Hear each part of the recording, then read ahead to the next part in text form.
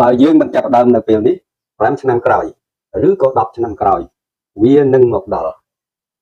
ដូចគ្នាប្រសិនបើយើងចាប់ដើមនៅថ្ងៃនេះ5ឆ្នាំក្រោយ10ឆ្នាំក្រោយក៏វានឹងមកដល់ដូចគ្នាក៏ប៉ុន្តែលទ្ធផលខុសគ្នា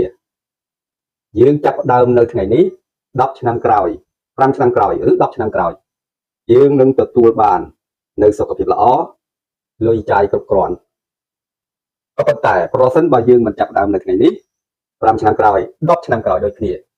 សុខភាពក៏ទ្រុឌទ្រោមសេដ្ឋកិច្ចហិរញ្ញវត្ថុក៏គ្មានតើបងប្អូនជ្រើសរើសយកមួយណា